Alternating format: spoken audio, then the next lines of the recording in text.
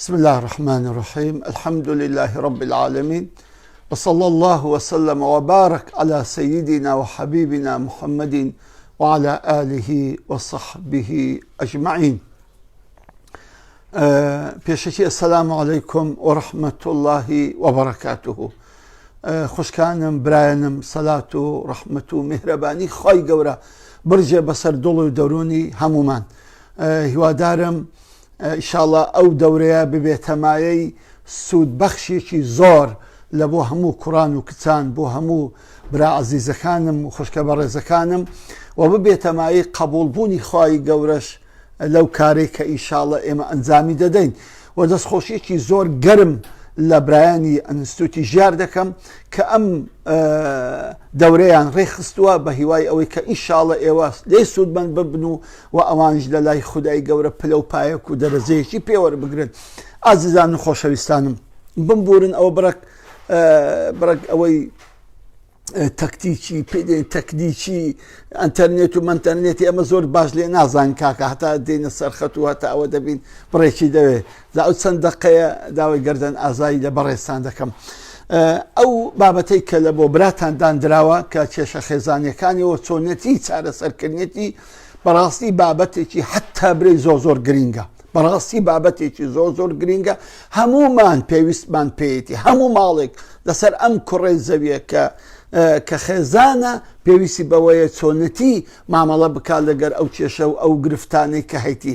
جا پێشتر پێش ئەوەی باسی هیچ شتێک بکەم باسی ئەوە دەکەم هیچ ماڵێک نییە لەسەر کوڕەی زەوی کێشەی نەبی، هیچ ماڵێک نییە لەسەر کوڕەی زەوی کە کێشەی نەبی، چونکە مادەم مرۆڤەکان خواوای دروست کردوون، تەبعیان جودایە، فکرکردنەوەیان جودایە، طبيعتيان زودايا، تصرفيان زودايا، پرورديان زودايا، حتما لو جودايا گرفتيك دروز دبي، دا تفاهميك دروز دبي، ليك جيرانك دروز دبي، زاو بي دلين تشيشا، كواتا تشيشا شتيكي زوزو طبيعية، حتى جيان ما بي، حتى ايمان لقال يكتر احتكاك بكين ولقال يكتر بشين، حتما ايما شتوشي تشيشا دبين، بلان مرز او ايما بتوانين تون او کێشانە زۆر بچووکەینەوە و کێشە گەورەکان بچووکەینەوە و کێشە بچووکەکانیش گەورە نەکەین، چونکە بەڕاستی کێشە هەلکردن فەنێکە خۆی گەورە ئەیداتە هەندێک لە بەندەکانی خۆی بۆ ئەوی بزانی چۆن مامەڵە لەگە کێشەکان دەکەن. سوبحان الله هەیە ئەو فەنەی نازانی، کێشەی زۆر بچووک لە خۆی گەورە دەکاتن، بەڵام ئەگە بێت و ئەو فەنە نازی، ئەو فەنەت ناسی، ئەو فەنەت زانی، بەڕاستی هەرچی کێشەی گەورەی تۆ بە بچووکی حەلی دەکەی زۆر بە ئاسانی لەسەریدا زاڵ دەبیت. زۆر پێویستی بەو زۆر پێویستە ئەو کوڕ و کچە جاهێڵانە ئێمە ئەوانەی کە تازە پرۆسەی زەواج دروست دەکەن زۆر پێویستیان بەوەیە کە چۆن مامەڵە لەگە کێشەکانی ماڵەوە بکەن. ئیوا هەیە سوبحان الله هەر کێشەکی لێ پەیدا دەبی وە دەزانین ئەوە ئاخری دنیایە، تەواو ماڵی لێ وێران بوو، دڵی تون دەبیت، ڕەشبین دەبیتن، ناوانە زۆر تەبیعی. ئەسڵەن کێشە عەقڵ و معریفەتی ئینسان زیاد دەکات، کێشە ئینسانەکان ڕادێنی کە زیاتر تام لە ژیان بکە. زۆر جاران هەبوونی کێشەکان تام و لەزەتێکی خۆش دەداتە تو کە تو عەقڵ و معریفەت و زانیاری زیاد دەکاتن کە چۆن بتوانی سەیتەرە بکەیت لەسەر ئەو هەموو ناڕەحەتی و کێشانەی کایتت. جا بۆیە ئێستا وەکو مقدمەیەک باسی ئەوەی دەکەین کە خۆی گەورە باسی پرۆسەی جەواز دەکا، باسی ئەوەی دەکات کە ئەم زەوازە ئەبێ سکونات دروست بێ. ئەوە تەخوای گەورە بۆ خۆی فەرمی أعوذ بالله من الشيطان الرجيم ومن آياته أن خلق لكم من أنفسكم أزواجا لبرتي لتسكنوا إليها وجعل بينكم مودة ورحمة. خوي رب العزة فرميت لقرآن بيروزا كيدا يقل نشان كان عظمتي إخوة تصلاتي إخوة قوري خوي قورا أويا أن خلق لكم من أنفسكم لنفسي أودا لجنسي أودا كبشر خوي قورا أفرتي دروس كردوا بوسي دروسي كردوا لتسكنوا إليها بوي أفرت بتسكناتان وهم أم بياو بتسكناي أفرتكي وهم أفرتكش ببي ئەبێتە سوکنای پیاوەکەی. جا ئەم سوکنایە چەند زۆرێکە، نەبوونی ئەم سوکنایە کێشە دروست دەکاتن، نەبوونی ئەم سوکنانی کە 5 جۆرە سوکنا هەیە، ئەو 5 جۆرە سوکنایە لە ژیانی هاوسەری دروست دەبی، ئەومانەوەی کێشە لە بێگەیشتنی ئەم کچ و ئەم کوڕە هەیە. یەکەمین سوکنا سوکنای نەفسیە. هەر بابایە کە ژندێنی هەر کچێک کە مێر دەکاتن ئەبێ بەڕاستی سوکنایەکی ڕوحی نەفسی هەست پێ بکاتن. ئەو سوکنای نەفسی و ڕوحی لە کوڕێنی بەدەستی نەدەکرد، دەکتێنی بەدەستی نەدەکرد، بەڵام ئێستا بەدەستی دەکەوێتن. ئێستا لەو ژیانی پرۆسی هاوسەرگیریدا، لەو ژیانی کە ژن و مێردێکن پێکەوە لە خۆیان سەریان پێکەوە نایە و ژیانێکیان بۆ خۆ دروست کردووە، دەبێت زۆر هەست بکەن بە ئارامێکی ڕوحی، بە ئارامێکی نەفسی. ئەم سوکنایە لەم زەوازە دروست دەبێتن. دەکەواتە یەکەمین سوکنا کە خۆی گەورە ئەی بەخشێ بە مرۆڤەکان بە سای زەوازیان، بە سای ئیزدیوازیان، ئەوەیە کە ئارامێکی ڕۆحی و نەفسی بەسەر دڵ و دەروون و ڕوحیان دادێتن. ئەو خاڵی یەکەم. خاڵی دووەم ئەوەیە کە سوکنای جەسەدیە. هەموو ژن و مێردێک ئەبێ بەڕاستی ئەم سوکنایە تام بکەن. خۆی گەورە بۆ خۆی لە ناخی ئینسانەکاندا غەریزەیەکی دروست کردووە. ئەم غەریزەیە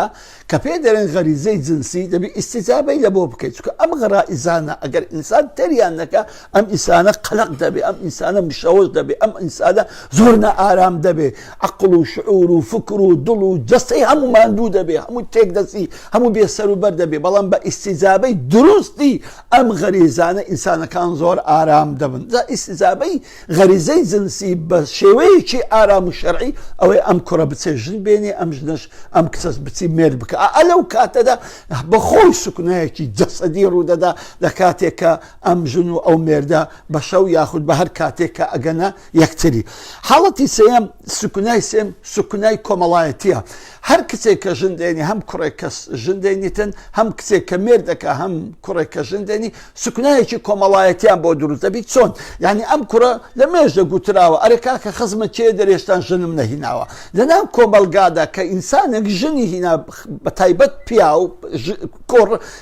کە ژن دەینیتن، سوبحان الله خەڵک زیاتر متمانەی پێ دەکات، زیاتر خەڵک سیقەی پێ دەکات، زیاتر مەرحەبای دەکات، زیاتر لێی دەستە پێش و دەتوانی بستێتە هەموو ماڵک. پێشتر کە کوڕ بوو نەیدەتوانی بستێتە هەموو ماڵک. خەڵک دایانگو کوڕەوە ژنی نەهینایە کاکە یەک کەس بە خێراتی نەدەگرێت، دەچەوە 100 ماڵان ئافرەتێک نەداها دەگوت بەخێر بێ. بەڵام کە ژنی هینا هاتە ناو خەڵکی و دانیشت، دیتی کچی ئەو ماڵی، ژنی ئەو ماڵی، خوشی ئەو ماڵی دێن، سەلامی لێ دەکەن و مەرحەبای دەکەن و چاکوچۆنی بە خێراتنی دەکەن. خۆی لە خۆیدا ئەمە سوکنایە کە بەچی بەدەستی کەوتووە؟ بەوەی بەدەستی کەوتووە کە ژنی هێناوە. ئەم کچە بەچی بەدەستی کەوتووە؟ بەوەی کە مێردی کردووە. جا بۆی ئەم سوکنایە کۆمەڵایەتیش لەم ژن هینانە دروست دەبێت. سوکنای چوارەم سوکنای ڕوحیە. ئازیزانم، ڕوح بەڕاستی ئەو کاتێکەوە لەسەر شەرعی خوای گەورە زەواز دروست دەکاتن، دوو کەس کە لەسەر شەرعی خوای گەورە زەواز دروست دەکەن، بەڕاستی سوکنایەکی ڕوحی زۆر زۆر سەیر لەوی دروست دەبی. بێزگە لە سوکنای نەفسیەکە، ئەمجارە سوکنای ڕوحیە تایبەتە. ئەم سوکنایە ڕوحیە کە خوای گەورە بە خەڵات دەیداتە ئینسانەکان. سوکنای ئاخری سوکنای مادیە. چۆن سوکنای مادیە؟ کۆر کە هێشتا ژنی نەهینایان، کەس کە هێشتا مێردی نەکردە، ئەسڵان هیچ حسابی پارە و پوڵ ناکە، نازانی بگری، نازانی خڕکاتەوە. کەم وایە، کەم کوڕ و کچ وایە سوبحان الله پارەی هەرگرن، کچە معاشی وەردەگریان بابی دەیدات هەمووی سەرف دەکە، کوڕە معاشی وەردەگریان لە ماڵی دەیدەنی هەمووی سەرف دەکە. بەڵام کاتێککە ئەم دوانە دەگەنێک، ئەم کوڕ و کچە دەگەینێک، پارەی سەرف ناکەن، دەبینی هەردەگرن، خەزنی دەکەن. بۆ چکە ئەوانە ژیانێکیان لە پێشە، مستەقبەلێکیان لە پێشە، داهاتوێکیان لە پێشە. بۆیە ئەم داهاتوە پێویستیان بەچێ؟ پێویستیان بە ئیستقرار و سوکنایەکی مادی هەیە. جا بۆیە ئەم پێ سوکنایە زۆر زۆر گرینگە کە هەبێت کە کاتێککە ئینسانەکان ئەگەنەیەکەن و ئیزدیواز دەکەن. جا بۆی خەلەل یەک لەو پێ سوکنایەدا سوبحان الله خۆی لە خۆدا کێشە دروست دەکاتن. بابین باسی کێشە بکەیت ئازیزانم. کێشە شتێکی زۆر زۆر تەبیعیە. هەموو مرۆڤەکان تووشی کێشە دەبن هەبوونی کێشە مانێ ئەو نییە کە ئەوانە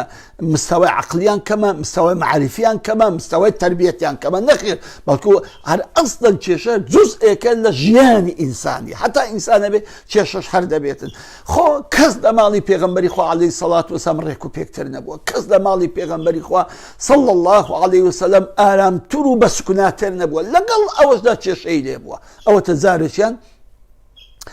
یەک لە دایکەکانی مسلمانان یا حەفسە خان بووە یا سەلەمە بووە قاپێشیوێک بۆ پێغەمبەری ئەنێری عەلەیهی سەڵات وسەلام ئەو وەختی پێغەمبەری خوا عەلەیهی سەڵات وسەلام سڕەی لە ماڵی عائیشەی بووە کاتێک چیژۆڵەیەکی جوان ئەم قاپەشیوە دەینی لە دەرکەی ماریدا عائیشەیدا پێغەمبەری خوا عەلەیهی سەڵات وسەلام دەرکەی لێ دەکاتەوە دەبینی چیژۆڵەیەکە دەفەرمی یا ڕەسوول الله صلی الله علیه وسلم دایە حەفسە یان دایە سەلەمە بالضەبط هەردوو ڕیوایەت هاتووە ئەو قاپەشیوەی لە بۆ هێنان یەکسەر عائیشە غیرەی هەوێداری ئەیگرێ بەشەرە خۆ مەلائیکەت نییە یەکسەر غیرە هەوێداری ئەگری و قاپەکەی دەگری بەشیوە بە عەردیدا دەودەیشتێنیتن کاتێک کە ئەوە ڕوودەدا ئەمە کێشەیە ئێمە باید چۆن مەحەل دەکرد زۆر بە عەسەبی زۆر بە تووڕەیی تا شل دەبوو لە دای عایشەمان دەدا دەمەگوت عیب ناکەی کو لە پێشە من ئەتو قاپی بە عەردیدا دێ ئەتو بوویە چ لە پێشە منەوە بکەی بەڵام پێغەمبەری خوا عەلەیهی سەڵات وسەلام وای تەسەڕوف نەکرد سوبحان الله هیچ خۆشی مشەوەش نەکرد یەکسەر شیوەکەی خڕ کردەوە و فەرمووی غارت ئومکم بەڕاستی ئەوە داکتان غیرەت گرتوێتی داکت غیرەت گرتوێتی ئەو زە فەرمی عایشەی دەبڕۆ قاپەکی نوێی چکە قاپەکە شکان قاپەکی نوێی پرشی بکەوە و لە بۆشی بنێرەوە زەبزانە ئازیزانم کەواتە ماڵی پێغەمبەری خوا عەلەیهی سەڵات وسەلام کێشەی تێدا بووە کەسی پێغەمبەری خوا عەلەیهی سەڵات وسەلام فاتیمە خان کە ئەو فاتیمەی کە پارچەیەک بوون لە جەرگی پێغەمبەری خوا عەلەیهی سەڵات وسەلام سوبحان الله دەبی چۆنی پەروەردەکرد بێ دەبی چۆنی ئەخلاق و قیمی فێرکرد بێ زە ئەم فاتیمە کێشەی هەبووە کاکە ڕۆژێکیان پێغەمبەری خوا عەلەیهی سەڵات وسەلام سەردانی دایە فاتیمەی دەکا دەبین زۆر عاجزە زۆر خەمگینە فاتیمە جان چیتە کچەکەی من والله یا ڕەسوول الله بابە گیان لەگە عەلی لێمان بۆ کێشە و عەلی ماری بەزێهێشت ڕۆیشت ئای عەلی ماڵی بەزێهێشت ئەرێ وەڵڵا بابە گیان ماڵی بەزێهێشت ئەمە باینە بزانە چۆن ئەو مشکلەمان حەل دەکرد دەماگو خۆ دەبە عەلی ڕۆیژ نەڕۆیژ کەی فرقیر و جەهەنەم دەبا هەر بڕوە سەری بە قەبری بابی وەرە کچی خۆت بپێسەوە دەی بۆ قسە تێنەوە وەرە با بچینەوە ماری لە ماری بابت نانێک هەر دەبی بیخۆی بەڵام پێغەمبەری خوا عەلەیهی سەڵات وسەلام ئەو کێشەیەوە حەل نەکرد بەڵکو چۆوە دەرێ کوڕێکی دیت پارچەلۆکەک بوو فەرمووی بڕۆ لە دوای عەلی کوڕی بوو تاڵب لە بۆم بگەڕێ ئەویش گەنج بوو جاهر بوو گەڕاگەڕە وەڵا دیتەوە لە مزگەفتی لەسەر زگ درێژ بوو وەڵا هات گوتی یا ڕەسوول الله صلی الله علیه وسلم و علی کوڕی ئەبی تاڵب ڕەزا و ڕەحمەتی خوا لێبی لە مزگەوتێ درێژ بووە وەڵا چۆ مزگەفتێ لەسەر خۆری لەسەر زگ درێژ بوو پێغەمبەری خوا عەلەیهی سەڵات وسەلام دەستی لێدا فەرمووی قۆم یا ئەبا توراب قۆم هەسە بابی خۆڵێ هەستە هەیساندەوە دەستیشی لە ملی کرد و دوو قسەی خۆشی لەبۆ کرد و بردیەوە ماڵش دەی کەواتە ئازیزانم هەبوونی مشکلە شتێکی طەبیعیە یعنی پێم خۆشە بزان لە ماڵی پێغەمبەری خوا عەلەیهی سەڵات وسەلام لە ماڵی زاوای پێغەمبەری خوا عەلەیهی سەڵات وسەلام لە ماڵی کچی پێغەمبەری خوای عەلەیهی سەڵات وسەلام کێشە هەبووە دەی کەواتە کێشە معنای ئەوە نییە و ئاخری دنیایە و تازە تەواو ژیانم لێ تاڵ بوو نەخێر بەڵکو کێشەکان ژیان خۆش دەکەن هەبوونی کێشەوە لێ دەکە کە تامێکی تر و لەزەتێکی تر لە کێشەکان بکەیت ئێستا باسی ئەوە دەکەین بابین بزانین سەرچاوی کێشەکان چن ئەو زۆر گرینگە منبعی کێشەکانت زانی ئیتر زۆر بە ئاسانی تۆ دەتوانی بەری لێ بگری و نێڵی ئەم کێشانە تەشەنە بکاو گەورە بێ تەبعاً یەکەمین شت کە کێشە دروست دەکەن نەبوونی خۆشەویستێکی دوولایەنەیە بەڕاستی ئەمە گەورەترین کارەساتە ئازیزانم واللهی ژیانی ژن و مێردایەتی یعنی ژیانی عەشق و ئەوینی هەر ژن و مێردێک عاشقی یەکتر نەبن یەکتریان خۆش نەوێ بەڕاستی ژیانێکی سارد و سڕ و بێمەعنا دەبەنە سەرێ یعنی حتى بە ئەوەشتان لێ بجێرمەوە زارەتی ئافرەتێک گوتیە پیاوەکەی خۆی لە زمانی ئیمامی عومەر فەرمی سوندت دەدەم ئەمنت خۆش دەوێ یان نا ئەویش هیچ قسەی نەکرد و بێدەنگ بوو دیسان ئافرەتەکە گوتیەوە گوتی سوندت دەدەم بە ئەڵڵای ئەتۆ ئەمنت خۆش دەوێ یان فەرمی وەڵا تۆم خۆش ناوێ وەڵا ڕاست نەکە چووی لە بکەنی ئیمامی عومەر شکایەت دێکرد فەرمی یا ئیمام ئەوە پیاوی من ئەمنیشی خۆش ناوێتن یەکسەر ئەوە ئیمامی عومەر بە کابرای گوتی ئەی پیاو ئەتو بۆ وای پێ دەرێ ئێگوتی یا ئیمان وەڵا سوندی دام ئەمیش دەبە سوندەکەی ڕاستەکەم پێگوتی دا ڕاستەکەت پێ نەگوت بە ليس كل بيوت يبنى على الحب كل خامو مالك لسه خوشويستي بنا ناكري زبراسي دبي اما يعني بزاني خوشويستي بكي لمالي دبي بزاني اوجن مردي يكتريان خوش بيت كبراستي صندق اوجن مردي يكتريان خوش بيت صندق عشقي يكتر من سبحان الله اون ده شيشان كم دبي زبو يكم سەرچاوە کە کێشە ڕوو دەدەن ئەوێ کە ئەم ژنی مێردێکتریان خۆش ناوێ یان ئەو تەژنەکە پیاوەکەی زۆر خۆش دەوێت پیاوەکە ژنەکەی خۆش ناوێ یان پیاوەکە ژنەکەی زۆر خۆش دەوێت ژنەکە پیاوەکەی خۆش ناوێ نەبوونی خۆشەویستیەکی دوو تەرەفە نەک یەک تەرەفە دوو تەرەفە لە هەردوو لایەکەوە بەڕاستی ئەوە یەکێکە لە سەرچاوەی کێشەکان کە لە ماڵ دروست دەبن لەبەرچی سان ئەگەر عاشقی یەکتری بوو لەگە خێزانی خۆی پیاو عاشقی ژنی بوو ژنیش عاشقی پیاوەکەی بوو سبحان الله هیچ عیبی یەکتر نابینن هەموو شتێک جوانە هەموو شتێک خاوێنە هەموو شتێک خۆشە هەموو شتێک بە معنایە لە ماڵێ ئەمما ئەگە خۆشەویستی نەبوو ئازیزانم بە قورئان زۆر جاران بە هەنجەت لە یەکتری دەگریت هەموو شت دەکەیتە هەنجەت هەموو شیوی خۆشیش دەکەینە هەنجەت شتی جوانیش دەکەینە هەنجەت شتی پاکیش دەکەینە هەنجەت دەکەواتە بەڕاستی هەبوونی خۆشەویستی دوو تەرەفە ئەوە یەکێکە لەوەی کە موشکیلەکان نایەڵی بەڵام نەبوونی ئەوە نەبوونی خۆشەویستی یەکێکە لە هەرە هۆکارەکانی هەبوونی مشکلە لە ماڵەکانمان خاڵی دووەم المعاشرة بالمعروف بەڕاستی دەبێ یعنی ئەم پیاوە بە چاکە مامەڵە لەگەڵ ژنەکەی بکە و ژنەکەش بە چاکە مامەڵی لەگەڵ پیاوەکە بکە بۆی خی گەورە دەفەرمێ وعاشروهن بالمعروف ڕوو لە پیاوان دەکە ئەبێ بە چاکە لەگە ژنەکانتان بجوڵێنەوە لەبەر ئەوەی زۆر جاران دەبینی ئەو پیاوە تەمەشا دەکە ئەو ژنەی 100% بەدڵ نییە و ژنەکەش تەمەشای پیاوەکەی خۆی دەکە 100% لە دڵی نییە بەدڵی نییە بەڵام قەیدی ناکە بەدڵی یەکتر نین بەڵام خۆمانە ئەدە نییە ئێوە بە چاکە لەگەر یەکتر بجوڵێنەوە کامانێ ئەوە نییە کە ئێوە بەخۆشی و بە شادی و بە ڕێز و حورمەت و قەدرەوە لەگە یەک بجوڵێنەوە ئیلا دەبی بەڕکە ئیلا دەبی بە عینادی ئیلا دەبی بە قسەی ناخۆش و بە قسە ڕێک لەگە یەک بەحەوێنەوە دەکەواتە چاکەکردن لەگەر یەکتری الئینسان و عەبد الإحسان یعنی ئینسان وا دەکە کە چاکە لەگە کرد خۆشتی بوێ کە تو چاکە لەگەر خێزانت کرد خۆشتی دەوێت کە خێزانت چاکە لەگە پیاوەکەی کرد خۆشی ئەوێ دەکەواتە ئەزیزانم هەبوونی چاکە بەرامبەر یەکتر مامەڵەکردنی ژیانی یەکتر بە چاکە بەڕاستی ژیان خۆش دەکاتن نەبوونی ئەم صیفەتە وعاشروهن بالمعروف ئەمەش هۆکارێکە کە بەڕاستی ئەبێتە مای ئەوەی کە کێشە لە ماڵەکان دروست دەکەن سێمین ئەوەیە شعور بە مەسئولیەت یعنی هەندێک پیاوە هەیە کۆ هیچ هەست بە مەسئولیەت ناکە ئازیزان نازانی کاکە ئەو ژنەوە مەسئولیەتی دنیا و قیامەتە ئەو منداڵانە مەسئولیەتی دنیا و قیامەتە بەڕێوەبردننی ماڵ مەسئولیەتێکی دنیا و قیامەتیە هەست نەکردن بە مەسئولیەت چه پیا و چه ژنیش دەبی هەست بکە بە مەسئولیەت خزمەتکردنی ئەو پیاوەی مەسئولیەتە خزمەتکردنی منداڵان مەسئولیەتە خزمەتکردنی ڕاگرتنی ماڵ بە شێوەیەکی گەرم و گوڕ و پاک و خاوێن و ئامادەکردنی چێشت و حازرکردنی چێشت و جوانی ئەو ماڵە ئەو مەسئولیەتی ئافرەتەکەیە نەبوونی هەست پێ نەکردن بە مەسئولیەتی سەشانی یەکتریان بەڕاستی ئەمە کێشە دروست دەکات پیاوی ئێمال پیاوە کە جێ نەداتێ ژنەکەی جێ نەداتە ماڵی جێ نەداتە مەسرفی جێ نەداتە جوانی ماڵی جێ نەداتە ئەشیای ماڵی جێ نەداتە منداڵەکان پەروەردەی منداڵەکان تێ ئەوانە بەخۆی لە خۆیدا کێشە دروست ئەکەن و بالعکسش ئەینەن ئافرەتیش ئەگەر بەڕاستی ئیهمال بوو بەرامبەر پیاوی ئیهمال بوو بەرامبەر منداڵی ئیهمال بوو بەرامبەر ماڵ و حاڵی حتمەن ئەوانە کێشەی زۆر گەورە و ناڕەحەت دروست دەکەن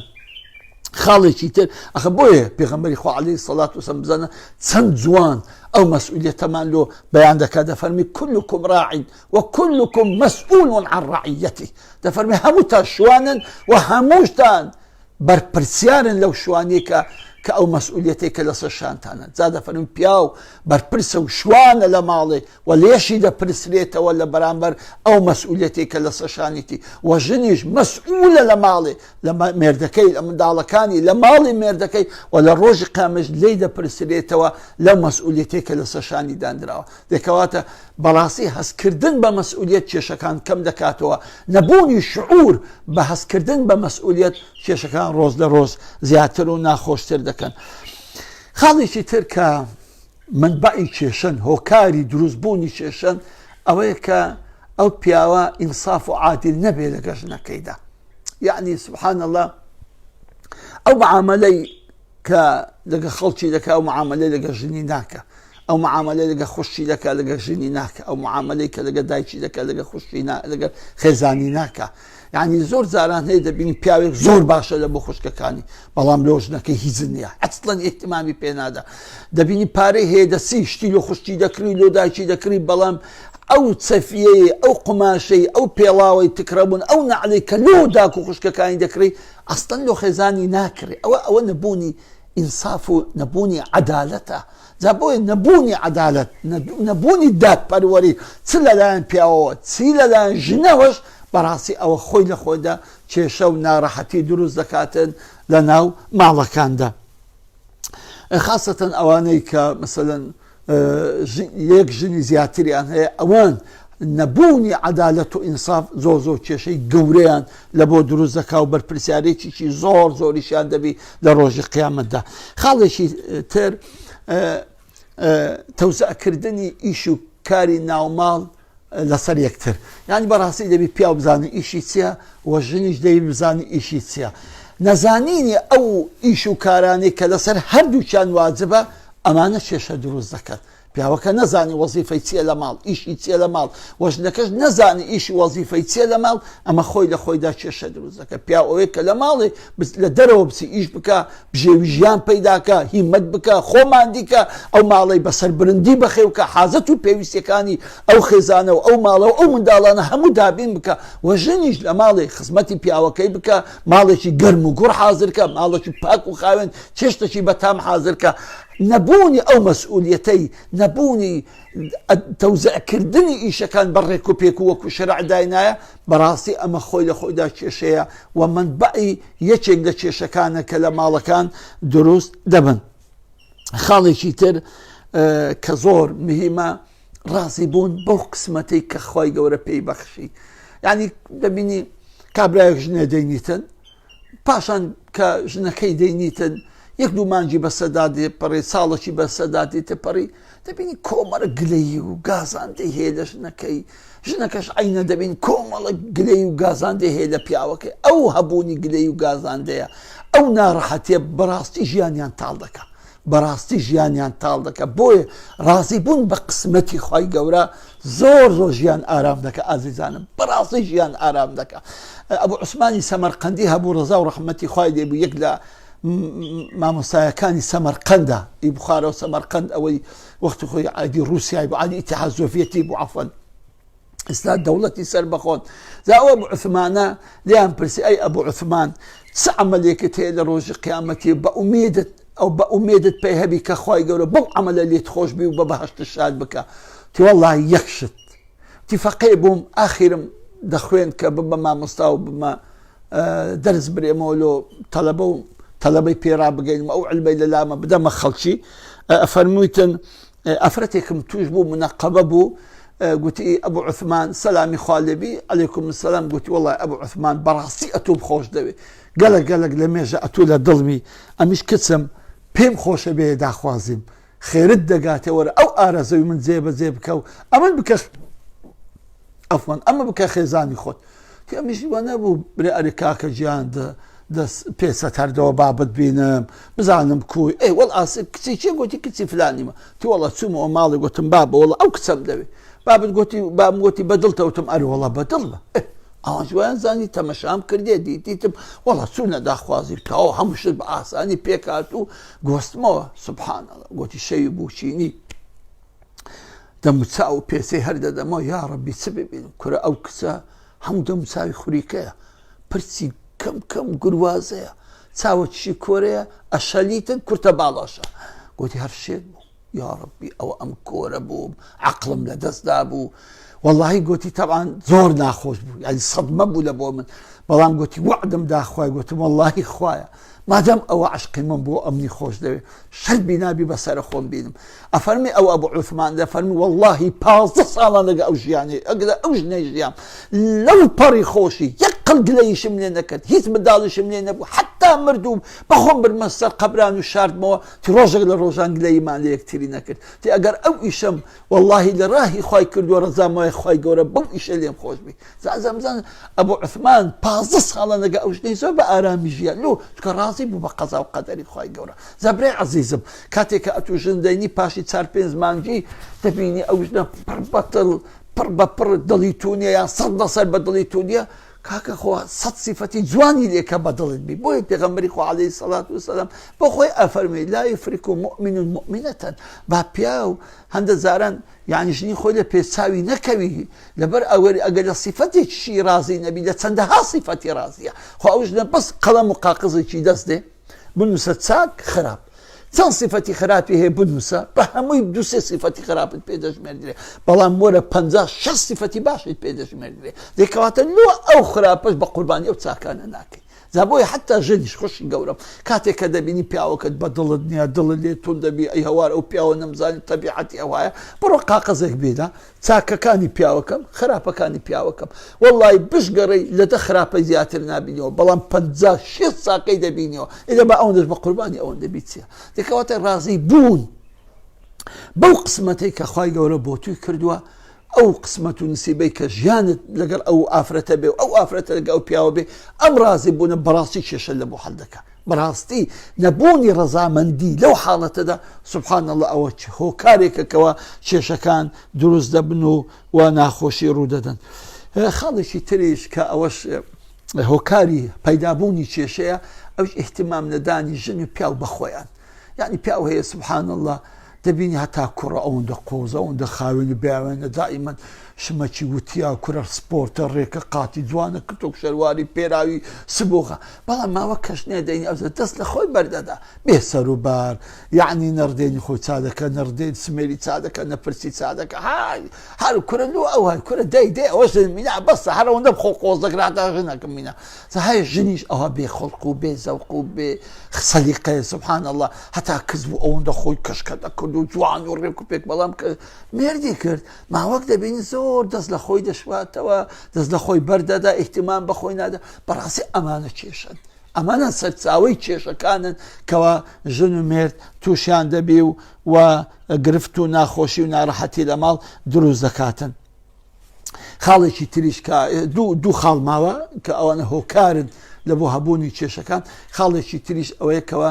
خیانەتکردن بەڕاستی هەر پیاوێک یا هەر ژنێک بەڕاستی پاک نەبێ لەگەر خێزانی خۆی و ئەو ژنە پاک نەبێ لەگەر مێردی خۆی و فکرکردنەوە لە خیانەت هەوڵدان لە بۆ خیانەت بەڕاستی ئەوە منبعی کێشەکانە لێرە کێشە و ناڕەحەتیەکان دروست دەبن چکە هەندێک پیاو هەیە زۆر حساس هەندێک ئافرەت هەیە زۆر غیرەی زۆرە هەر کاتێک بزانی پیاوەکەی خیانەتی لەگە دەکە بەڕاستی ژیانی لێ تاڵ دەبێ و ئیتر ئەلێرە کێشەکان دروست دەبێ زە ئافرەت هەیە قسەش ناکە بەڵام ئەگەر دڵی بکەیتەوە با بۆ وا دەکەی بۆ ئەو دەردەدەیتە ئەو پیاوەی ئەو زەبازەکە دەرێ مامۆستاکە خیانەتم لێ دەکە لۆیە تاقەتم زەوق و شەوقم لەگەری نمایە حتا ئەپیاویش کاتێک کە سار دەبێت لە باران بەرژەکەی دەبینی احتیمامی پێنادا لێی بپێسەوە دەبینی هەستی بە خیانەتێکی کردووە لەگەڵی احتیمالیشە وا نەبێ احتیمالیشە وەهم بێ بەڵام هەرموو زەڕەت هەستکردەکە سوبحان الله ژیانی ئینسانی پێ تاڵ دەبێتن طبعا دڵپیسی و ڕەزیلیش هۆکارێکی ترن هەندێک پیاو هەنە زۆر دڵی پیسیان ژن هەیە زۆر دڵی پیسە بەڕاستی هەبوونی دڵی پیس بەبێ مبەڕیر بە ناحەق ژیان تاڵ دەکات یان ڕەزیلی بەڕاستی پیاو ڕەزیل بێ یعنی زۆر کارە ساتە لە بۆ ئافرەت و ماڵ و منداڵەکە حەیف نییە هەندێک ئافرەت تەلەفۆنیان کردووە مامۆستا دەوڵەمەندیت بەس وەڵڵی پیاوەکەم هیچ نەفەقەم نادە دەتوانم زەکات وەرگرم تخوا حەیف نییە تخوا حەیف نییە ئافرەتەکە مێردی هەبی بەڵام بچی زەکاتی وەرگری لە بەرەو پیاوەکە داینداتی تخوا حەیف نییە ئافرەت فکر کاتەوە دزی لە پیاوەکەی بکەسکە پیاوەکە نەفەقەی نادا و بە خێوی ناکە و مەسرەفی ناکاتن زا بۆی ڕەزیلی و دڵپیسی دوو نەخۆشی زۆر کوشندن زا چ لە پیاو هەبێ چ لە ئافرەت ئەگەر ڕەزی بێ پیاوەکە پێوە ئیسراحات دەکە بەڵام دڵپیس بێکارە ساتە ئافرەت دڵپیس بێکارە ساتە ژیانی ئەو ماڵە هەر هەموو تێک دەداتن خاڵێکی تریش کە ئەوەش شەرعە دەبی ڕۆنی کەینەوە نەزانینی سەرجەیی کردنی بزات پیاوەکان بەڕاستی نەزانینی معلومات لەسەر سەرزەیکردنی یەکێکە لە هۆکارەکانی هەبوونی کێشە کە زۆر ئافرەتێ ئەو دە بە شەرم و حەیایە شەرمێ دەکا قسان بکە شەرمێ دەکا باز بکاتن کە ئەو پیاوە حەقی تەواوی ناداتێ جا بۆیە ئەلێرەدا کێشە و مەشاکی ڕوودەدەن بەبێ ئەوەی بزانین هۆکارەکەیتی ئەمما ئەگەر کەسێکی سیقە و متوانە لەگەر ئەو ئافرەتە قسە بکە دەبینی و ئافرەتە گلەیی هەیە لە پیاوەکەی کە ئەو پیاوەکە ئەسڵەن هەست و شعور ناکە کە ئەو ئافرەتەش پێویستی بەوەی ئەوەیە کەەوە حەقی تەواوی سەرجەی بداتێ بۆیە ئەو کێشانە دروست دەبن ئەوە هەبوونی کۆمەڵک هۆکار بوون لە بۆ پەیدابوونی کێشەکان ئیشاڵە لە دەرسی داهاتوو دەینە سەر باسی چۆنەتی مامەڵەکردنی کێشەکان پێش ئەوەی کێشەکە حەل بکەیت پێش ئەوەی و کێشەکە حەل بکەیت چۆن مامەڵە لەگە کێشەکەی دەکەی شاڵە لە دەرسی داهاتوو بە خزمەتتان دەگەم ئیتر سپاسی ئێوەش دەکەم خوازای خێری ئێوەش بداتەوە کە لەگەڵم بوون هەتا ئێستا جێتان لێ ڕابگرتم خوای گەورە یار و یاوەری هەمومان بێت والسلام عليكم ورحمة الله وبركاته ذا هر برایەک هەر خوشکێک ئەگەر پرسیاری هەیە لە خزمەتی داما دەتوانی بینوسی و دەشتوانی بە قسە پێم بڵێن ئەمە لە خزمەتتان دامە و جوابتان دەدەمەوە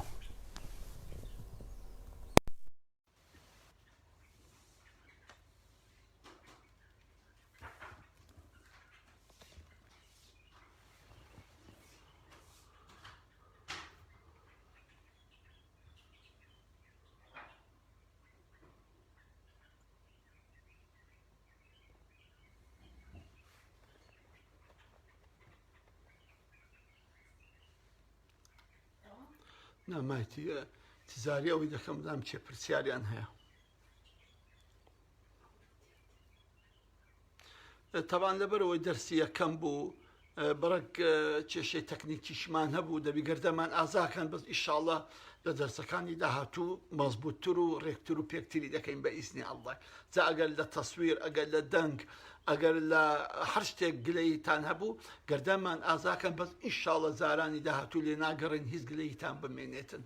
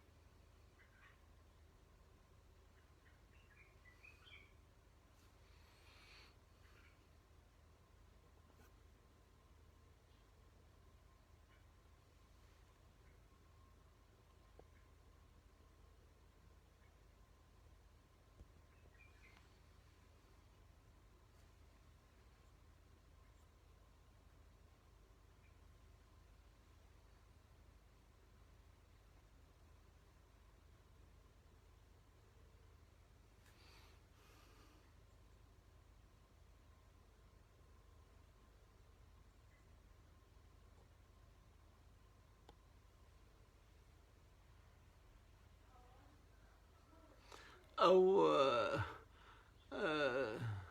سیمە خاتوون دەڵێ مامۆستا لەسەر پیاوازی بە کە داوەتی خزمانی ماڵی خێزانی بکات وەک مام و خاڵ و پول ناوەڵە ئەوە وازب نییە گە بیکە پیاوەتیە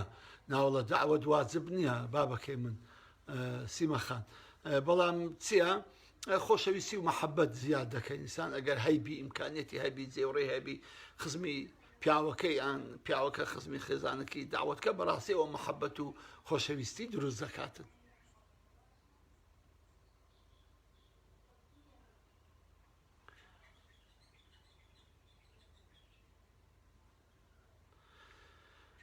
ئەو خوشکە بەڕێزە سەلام عەلەیکوم مامۆستاجیان بێ زەحمەت تا چەند گرنگە ژنمێرد گرنگی بە خەون و حەزەکان یەک بدەن و یارمەتی یەکتری بدەن تەبعان زۆر زۆر گرنگە یعنی بەڕاستی دەبی هەم پیا و یەک دەقە بە نامەکەی تاوە بخوێنمەوە نهاتێ هەم پیا و دەبێ ئەگەی لە حەز و خولیاکانی خێزانی هەبی و ئافرەتیش بزانێ ئەو پیاوەی چ خولیا و چه حەزێکی هەیە مادەم ئەو حەز و خولیایانە شەرعین با بینتەزێ هیچ ئیشکالی تێدانێ بەڵام ئەگەر حەز و خولیایەک خارجی شەرع بوو حرام بوو ئەوە لێوکانە قەدەغەی بکەوت لێ بەری بی و نەیتەزێ بەڵام هەر حەز و ئاواتێک ئەو پیاوهایتیان ئەو ئافرەتایەتی مادام حەز و ئاوات و خولیایەکان شەرعین شەرع ڕێ پێدا هیچ مانعەتی نییە کە بەڕاستی ئەم پیاوە هەموو حەز و ئارزوەکانی ئەو خێزانی بینتەجێ و ئەو خێزانش هەموو حەز و ئارزوەکانی ئەو پیاوەی بینتەجێ.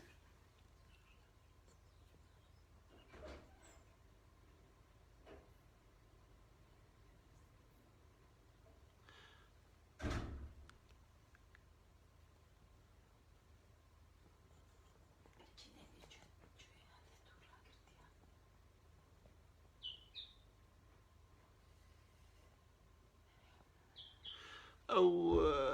خوشکە پەیامە دەرێ ئەی ئەوانی کە لە زیری ئافرەتەکانیان ناڕازین وەڵاهی ئەم پێم خۆشە ینی ئادەم ئافرەت مێردی کرد چەند بە حیا و بە شەرم و بە حیا و بە حورمەت بێ هەر کەمە خاصەتەن کە ئەبێتە ئەوە دەبیستە خێزانی ئەو پیاوە ئەو پیاوەدەم پێی خۆشە کەەوە ئافرەتەکەی پۆشتە بێ ئافرەتەکەی محەزەبەکی جوان بێ وە چاکە ئەو ژنە بەجێی بکە هەم یەکەم جار بەجێی خوای دەکەیت کە ئەمرێکی ئیلاهیە حیجاب و هەم دووەمیش دڵی پیاوەکە درازی دەکەی وە سەری خزم و کەس و کاریشت بەرز دەکەی و جاوە چاکە بەڕاستی خوشکانی بەڕێزم لەو شتەدا سەباغ بوون بۆ خۆیان کەس پێیان نەڵێ بەڵام هەر بۆ خۆیان بێن ئەو واجبە شەرعی جێبەجێ بکەن. مامۆستاجیان تکای ژمارەکە نازم ئەگە ژمارەی تەلەفۆنی دەوێت ئیمن ئاسانە 0 420 7500 نفسی ژمارە 0 دێدا ینی چ کۆڕک چ زین یەک ژمارەیە چ 0 420 7500 یعنی 7500 چ 0 420 7500 هەر کەسێک تەلەفۆن بکە ئەمە لە خزمەتیدا دەبین هەر پرسیارە و ئیسفسارێکی هەبی لە خزمەتیدا دەبین. دەڵێ مامۆستا لە کاتی هەبوونی گوماندا چۆن مامەڵە بکرێ ئەوە ئیشاڵەیەک لە کێشەکانەوە حەلیشی لۆ دەبینەوە یەکەمیشت دەبی بزانین گومان لە شەیتانیەوەیە ئەنی بەڕاستی کاکزانیار ئەوە بۆ تو بۆ هەمومان یەکەمیشت دەبی گومان لە شەیتانیەوەیە چونکە ئەو گومانە یعنی احتیمالی درۆی هەیە احتیمالی ڕاستی هەیە دارێ دەبی زۆر بە دقیق تاکید کەی یعنی حتا تاکید نەکەی 100% نابێ ئەتوو بەو گومانی تەسەڕوفێک بکەی غەڵەتێک بکەی بۆی خی گەورە بۆ خۆی ئەفەرمی ئین جاءکم فاسق بنبأ فتبینوا ئەگە کەسێک ئەوانی خەبەر و خەبەری دەین و دەبەر ئەغڵەبی فاسقن لەخوا ترسنین چونکە فاسق نەبا ستری دەکرد ئەوەی نەدەکرد بە ئەو حیای نەدەبرد هەر کەسێک کە خەبەرێکی بۆ هێناوی هەر بابەتێکەوە دەفەرن فتبینوا أن تصيبوا قوما بجهالة فتصبحوا على ما فعلتم نادمين لبروي كاتي خبرك لبودي خبرك جدروي وتأكيد الذكر يكسر تصرف شيء غلط أنزام ددي ألو كاتي دا باشمان دبيو وزورش باشمانيش ددقرتوا زابويا دبي يكميش بزاني أول الشيطاني ويا دوم دبي تأكيد كيكوا أو جمان حقته سيم أوزا کەسیش نەزان یعنی کاتی کە گومانت هەر کەسێک پەیدا بوو بەڵاوی مەکەوە دانیشە بۆ خۆت بە کەمترین ماوە لەگەڵ ئەوەی مقابلت حەلیکە ئینشاڵڵا ئەگەر فرسەت بۆ ئەوانە دێت بە تەفاسیل باسکەین چونکە ئەوەی کێشەیەکی زۆر گەورەیە کە ئەمڕۆکە ئەمەیە زۆری هەیە دەرێت سەعات چەند دەرسەکە دەبێت برای بەڕێزم هەر کوو ئەو لایفەت بەشداری کرد بۆ برایانە بڵێ نامەیان بۆ بنووسەوان پێ دەرێن کە هەفتەی 2 ڕۆژە لە سەعات 9 دەست پێ دەکا هەتا 11 2 دەرسە هەفتەی 2 ڕۆژە مامۆستا بەس دوعای خێرمان لۆ بکە خوا لە ڕێڕاست ئیشاڵڵا خوایە ئەندامانی خێزان کێشەمان بۆ دروست دەکەن چۆن بتوانین چارەسەری بکەیت دەستەکان خۆشمان وڵای جا برایانی بەڕێزم ئەو ژمێردێک کە لەگەڵ مثلا ئەو کوڕێک کە لەگەڵ ماڵی بابی دەژی ئەگە خوشتی هەبی برای هەبی حتمما ئەو کێشە و ناڕەحەتی دەبی باشترین شتەیە تو دەبی لەگە خێزانت قەنەعەتێکی 100% هەبی کە ئەمە یەکترمان خۆش دەوێت یەکترمان دەوێت جاکە ئەنگۆ یەکتر داویست حجێ مەدەن کێشەی دەورا پشتان حجێ مەدە نەژنەکە بڕوا بکە بە قسەی وان نە کوڕەکەش بڕوا بکە بە قسەی وان جا بۆیە ئەو دوانە ئەگەر یەکتریان ویست مەحاولە بکەن قسەی ئەوان زۆر ئەهەمیەت هەرمەگرن تاکو بەینیان تێک نەسی باشترینش حەلیش ماڵ خۆکردنە وەڵڵا ئینسان کە ماڵی کرد زۆر سەری ڕەحەت دەبی و لە زۆر کێشان بە دوور دەکەوتەوە.